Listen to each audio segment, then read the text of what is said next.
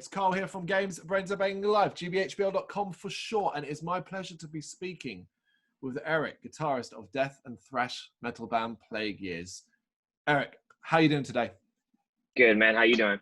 Yeah, I cannot complain. It's getting dark here. Whereabouts are you? I'm in just like 10 minutes south of Detroit, so it's like, was it 3 p.m.? Sun's still out. Yeah, it's 8 p.m. here, London, so it's getting dark as it is, such as winter time. And of course, the elephant in the room, can't start any interview off without not talking about it first. 2020 as a whole, how you been holding up the COVID times? Just been staying busy, man. I mean, trying to. Music-wise, it's been very slow, but you know, I've still been working, and I got a kid, so just doing family stuff. So, what about, like, I don't know much about specific American states and so on. Has it been pretty rough where you are? When it first started, we were like one of the top 3 for the COVID. It was real bad. And then now it's been like the feds actually got released here just because the gun violence and everything has gone up dramatically. So it's where I live, it's been okay, but for the most part in Michigan, it's been pretty rough. I mean, I'm in the UK. I don't know America much, but it's an area that it almost has a reputation. And I don't know if that's necessarily fair all the time. It's fair. That's fair.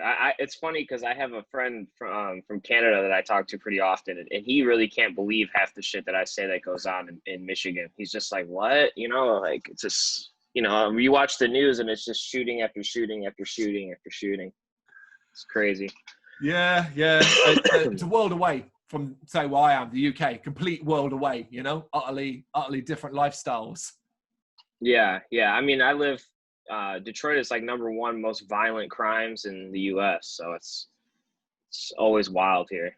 Have you lived there all your entire life? Yeah. Yep. Oh, wow. So it is just day to day for you, day to day life, really.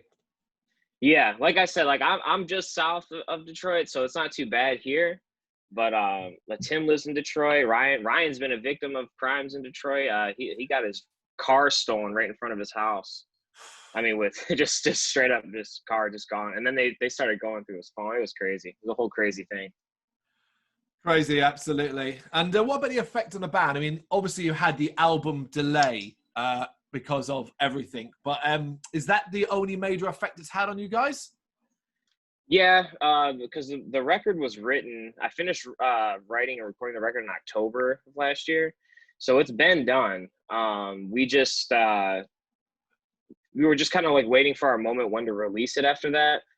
We had an offer for a really good tour that kept kind of getting pushed and pushed. Like, it was supposed to start in March, you know, and then it like kind of got pushed to May. So then it finally settled in May. We're like, okay, we're going to do this in May, you know, and then we started our promo in March. And then about a week after we had dropped our video, that's when COVID had really started.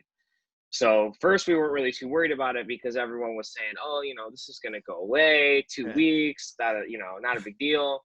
And then, and then about a week after that, it was kind of like, hey, this might go on a few months. And then, you know, a week after that, it was kind of like, okay, this is for sure. Everything's canceling. Like, we're going to have to postpone or something in hopes of, you know, we thought, okay, in a few months, then it'll be better. Well, as we all know, that didn't happen either. So, but yeah, so we just had to stick with it at this point in September, you know? Yeah, it's kind of got to breaking point, right? You're right. There's no point holding off anymore because it isn't going to change anytime soon. Yeah. Obviously, time of recording, you're now less than a week away from it, Circle of Darkness.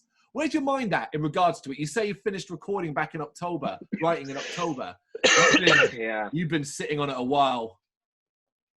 Yeah, I've been sitting on it for a while. In the meantime, I've been working on like, I got another death metal project that I'm doing.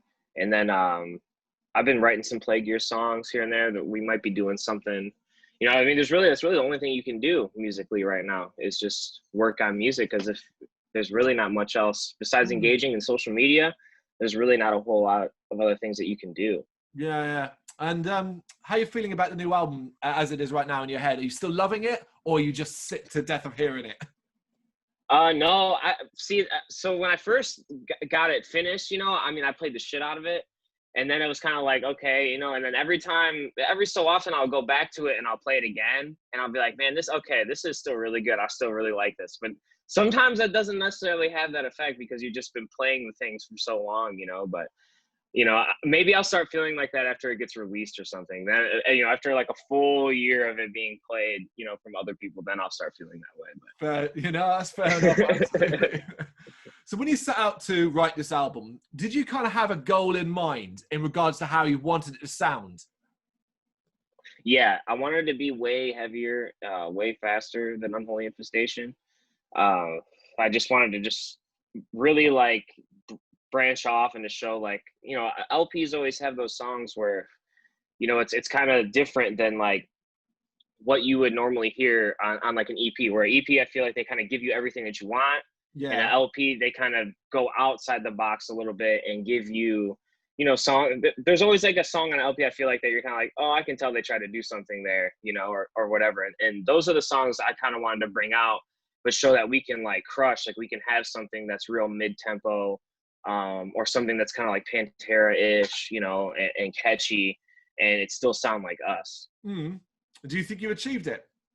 Yeah, yeah, for sure. Like especially the songs like "No Respect for the Law," where Tim's actually singing. You know, I think Tim crushes that part. I think that song's super catchy. Another one, kind of like "Evil One," where it's just, you know, it says 6/8 the whole entire time, and it kind of goes back and forth into that 1-2 beat.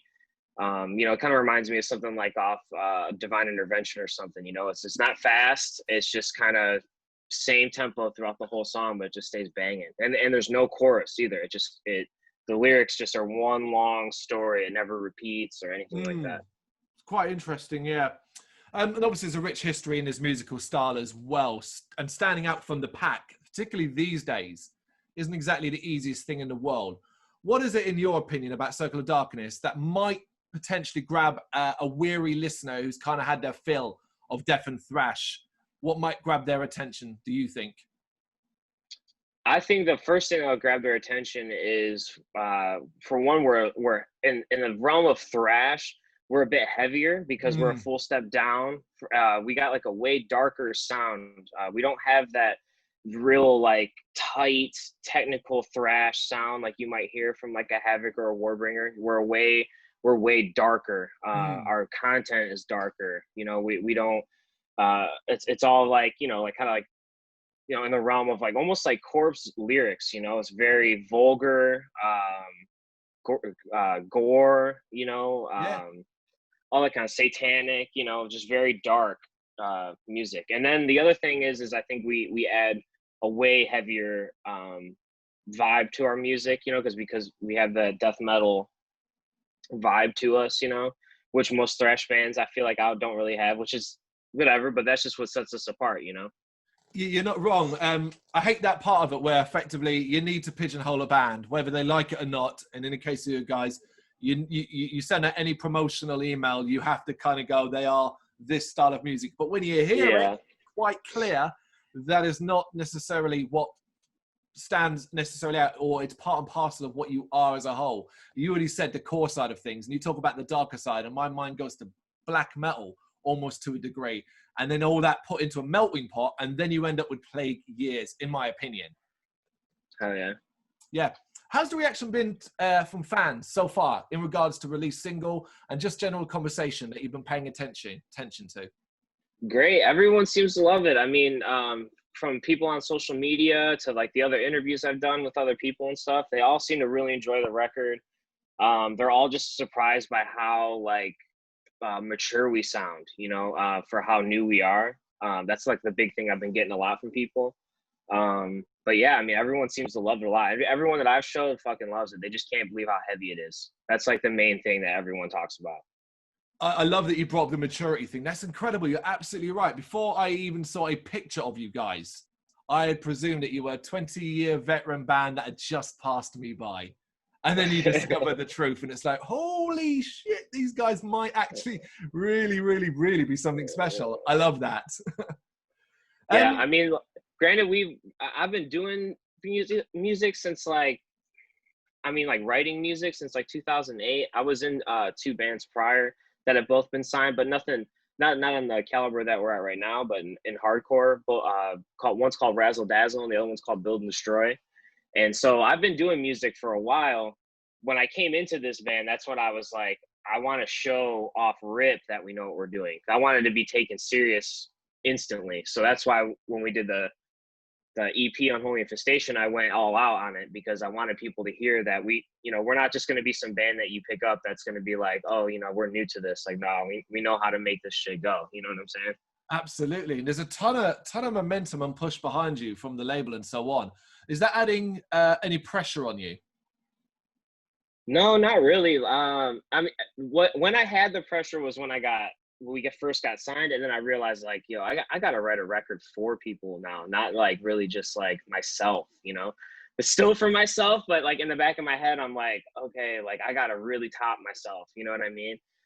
So I kind of felt it then a little bit. It really motivated me. But now that it's been done for so long, I'm so ready for it to just be out. Like I just want it to be out so bad, people to hear this, and so I can see the reaction, and get ready to push on to whatever the next big thing is, It's getting it out, and it's no longer, dare I say, your concern. You've done everything you can possibly do. The record's now out. Now it's up to the people, as it were, to decide what Plague Year's future is, I guess, to a degree. Oh yeah, and I already know people are gonna love it, so it's gonna be great.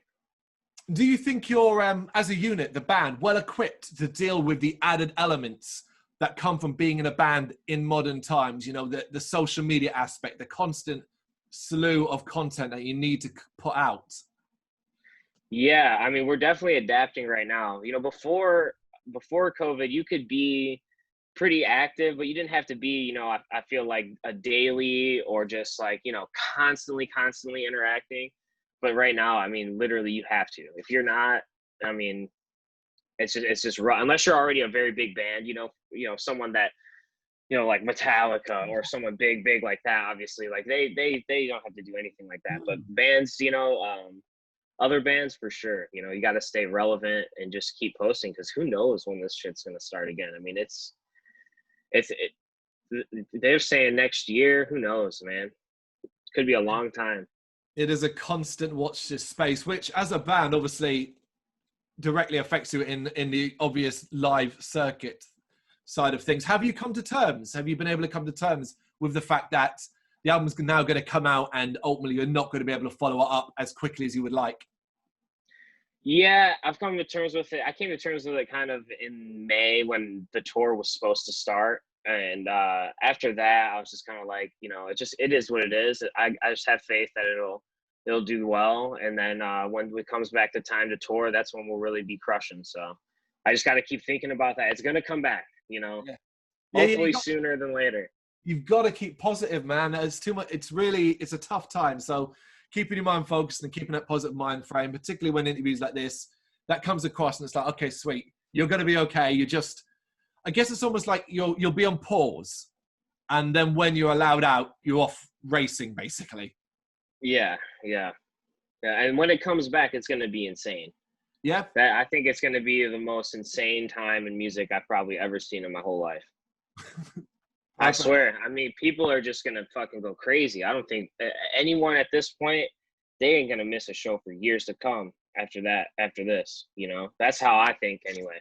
Yeah, because there's two sides to that. You're right. There's one side that is that, there's a desperation, but there's another side that people will be too scared at first to come to shows, to come out and live their life normally. Well, let me rephrase it. When it's 100% for sure that it's safe and everyone's convinced, you know what I'm saying? It's going to be the biggest revival of music ever, because every single person I'm around is, fuck, man, I miss going to shows. Because going to shows is a big thing, just for me, even socially, just all my friends all over the U.S. that I see, a couple times a year. And, I haven't seen anybody. It's crazy. And the amount of people I get to see when I go out. So do you remember all those people going back to the shows? It's going to be nuts. Yeah, I agree. I actually 100% agree with that. Do you remember when your last show was this year? Yeah, we played, the date was sometime in the first week of March. I can't remember the exact date, but it was right before COVID, because the couple days after it was with this band called Lich King, this other band called Stonecutters, and the other band's escaping my name right now. anyway, it was with them, and they were on tour. And 2 days later was when everything was like shutting down finally, and they had to like end their tour, and they went and actually did a live stream like right after, and they actually did really well. It was like super pop. I was like super surprised, like, damn, this is going to be the future. And that was like 2 days after everything shut down. Yeah, man, that is ahead of the curve. That was way before anyone. Yeah, I couldn't believe they were. I was like, that's a good idea, actually, you know. And then they did it, and it was like, I think they had like 13,000 people tune in or something crazy. I was like, damn, nice, you know. Wow. What's your thoughts about Play Gears and live streams further down the line? We're gonna be doing one. We're just still in the process of we just got this spot that I think we're gonna do it at, because we want to do it at a nice venue and have everything, you know, done right and correct, you know, so it sounds real good. Cool. But it's gonna be happening soon. We're gonna start promoting it, and yeah, it's gonna happen soon here. Watch this space, like everything when it comes to these days. Just watch this space. Circle of Darkness, 18th of September, 2020. Thank you, Eric. Thank you so much for your time. Thank you, man. Appreciate it. Thank you very much for watching. You can check us out on gbhbl.com, as well as on Facebook, Instagram, Twitter and Tumblr. Go to Patreon and help us out over there. That's patreon.com/GBHBL, as well as Big Cartel, where you can find some of our merchandise. We have a podcast running on SoundCloud and Apple Podcasts. And of course, if you like this video, do us a favor, hit the subscribe button and help the channel grow. Games, horror and heavy metal. What else is life for?